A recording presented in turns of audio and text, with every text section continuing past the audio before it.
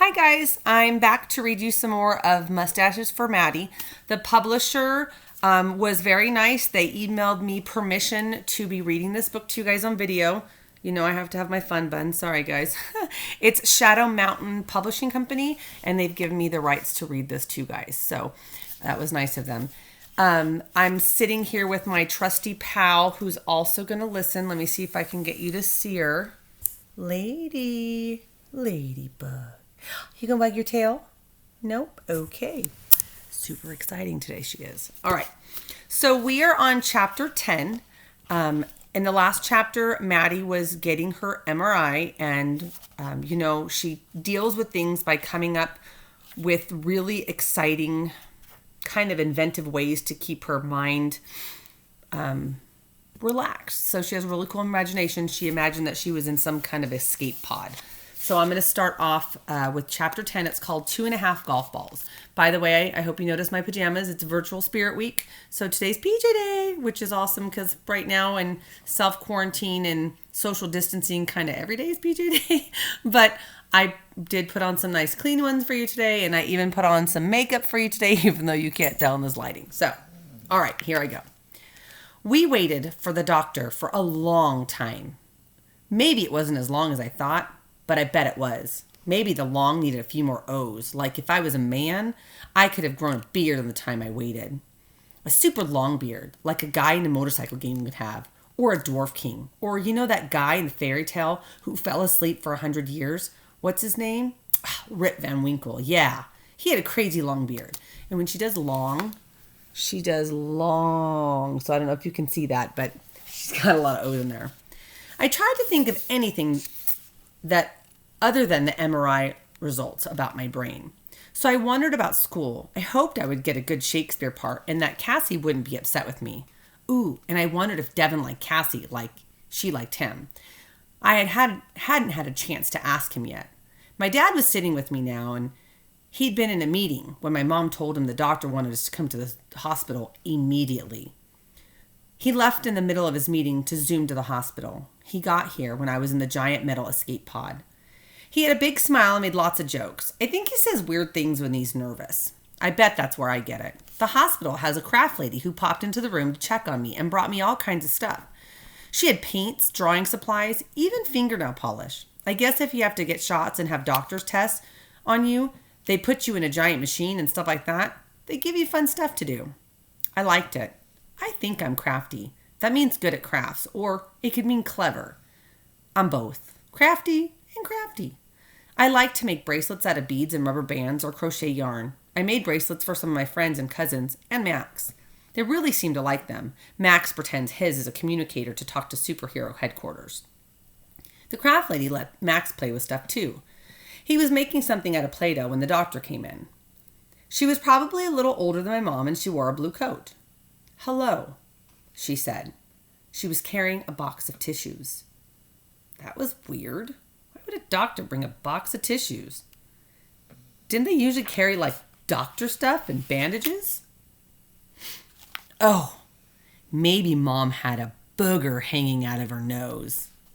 That would be embarrassing. I checked just to make sure. Nope. My dad didn't have a booger either. I did a quick check on my nose too. I thought I was clean, but I couldn't tell for sure without crossing the room and looking into the mirror. Max had one, though. That's probably why the doctor brought tissues. Max had a booger. We have the results back from the MRI, the doctor said. Maddie has a brain tumor. She held out the box of tissues to my mom. A tumor? I didn't know what that was, not really. I looked at my mom and dad. My dad just stared at the doctor. My mom was paying close attention to her too. But her eyes were different. She didn't cry, but they were different. She waved off the tissues. The tissues were for wiping tears. Apparently the doctor thought the fact that I had a tumor should make her cry. It's rather large. About the size of 2.5 golf balls. I didn't understand what the doctor was saying, but I wanted to pretend that it had something to do with golf. Golf was boring, but mini golf was fun. People didn't bring tissue boxes to play mini golf at Alfonso's Fun Zone. Because it's pushing on her brain, she's having trouble with the left side of her body. It's also right next to the optic nerve that could affect her eyesight, if it hasn't already. My eyes? I had noticed that my eyes bounced a little sometimes, but only when they were tired. The doctor kept talking. The neurosurgery department will be able to answer your questions better than I can. They will likely want to schedule surgery in a few weeks. It's likely a very slow-growing tumor, so we don't have to rush into the emergency room for surgery tonight. They will schedule an appointment with you and talk about it, hopefully tomorrow. Surgery? Wasn't that a fancy word for cutting someone open and fixing the stuff inside? Were they going to open my head? I didn't like that idea. Not at all. Not very much. Today went from guacamole to needing brain surgery. Boo! Triple boo! Super, ultra, quadrillion. Boo! The doctor turned to me. Do you understand, Maddie? I nodded. Though it was kind of a lie, I didn't really understand. My dad walked over and hugged me. My mom grabbed a tissue and quickly wiped her eyes. Do you have any questions for me? She asked. I didn't want to talk to the doctor. I wanted to talk to my mom and my dad. I shook my head. The doctor kept talking. After all it's done, you'll get to go on a really cool bed where you can push buttons and move your head up or down and your feet up or down too. You can move into all sorts of positions so you can get really comfortable. Well, that sounded pretty cool. My bed at home didn't have any buttons. The doctor smiled. And I heard that the nurses will let you order whatever you want from the menu to eat. So you could get a brownie or spaghetti or even French fries. Excuse me, guys. Sorry, I have a tickle. Now, if you remember, potatoes are her favorite food, so French fries are like right up her alley. I liked brownies and French fries. But I didn't want to try to figure out what was going on anymore. I looked away, and the doctor went back to talking to my parents. Hey, Maddie, Max whispered. Under his red hair and blue eyes, he was wearing a mustache made out of orange Play-Doh. The room didn't feel like it was a place for laughing, but I laughed. He looked hilarious, and honestly, it felt good to laugh. Really good. The rest of the room was so stuffy and serious. I made it for you, he said. He peeled off the Play-Doh mustache off his upper lip and he handed it to me. Thanks, I said and took the glob of clay. I loved it. It was a little gross, but it was a lot cute. I loved all kinds of different mustaches, but right then, that one, it was my all-time favorite. Not just anything could make me laugh when I found out I needed surgery on my brain. So I'm going to continue on to chapter 11 because it's fairly short. So chapter 11 is called Ice Cream for Breakfast. Eggs taste gross, Emery said. Why can't we have cereal? Ethan asked. Because I made eggs, Mom said. If you loved us, you'd make us pancakes, Emery said. Yeah, I vote pancakes, Ethan agreed. The twins had a way of trying to sound like the majority of the family. Nobody said we'd be voting this morning, Mom said. She spotted me coming in. Maddie, aren't you tired? Her voice was overly cheery, like when she was either exhausted or grumpy. Do you want to go back to bed? We had been at the hospital until after dinner time, and by the time we got some food and drove all the way home, it was really late. Then it took a while to fall asleep. That didn't usually happen, but yesterday wasn't a usual day. I had a real monster to think about. Not just a made-up Dragoporcosaur, but a haunting terror, something horrifying and unknown waiting in the darkness to get me. I shook my head.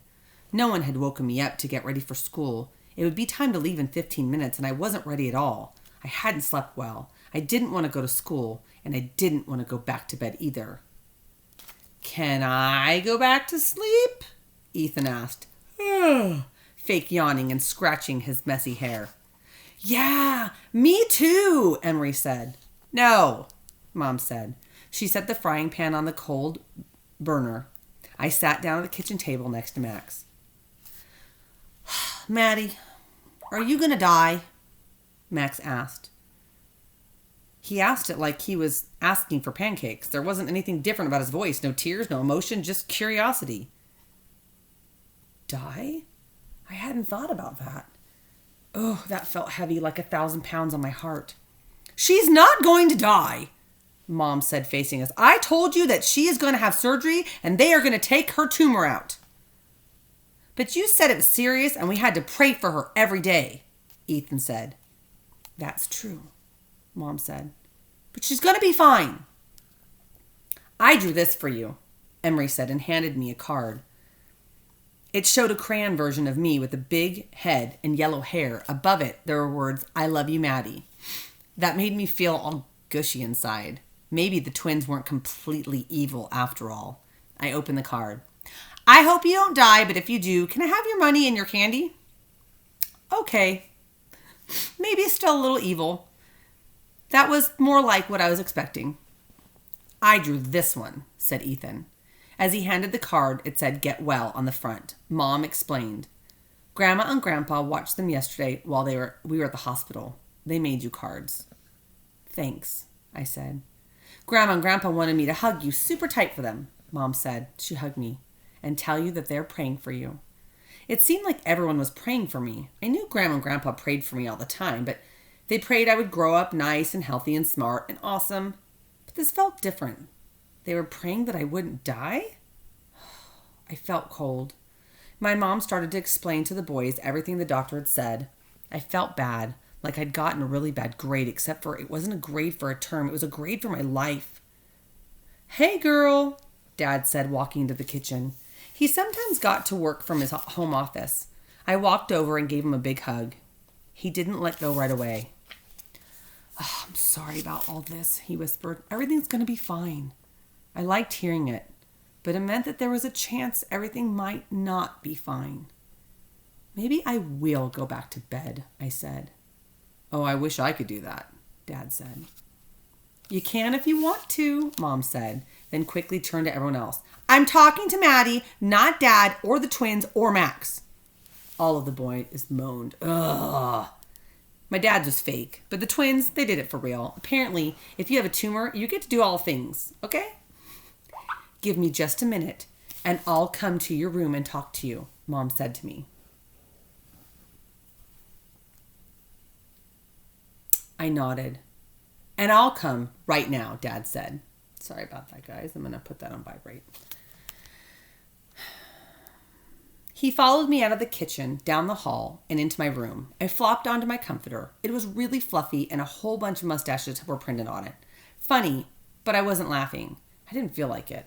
Dad lifted my mustache blanket up and snuggled into the fluffiness and closed. I snuggled into the fluffiness and closed my eyes. I was hoping to fall asleep super fast before Dad could talk or Mom came in.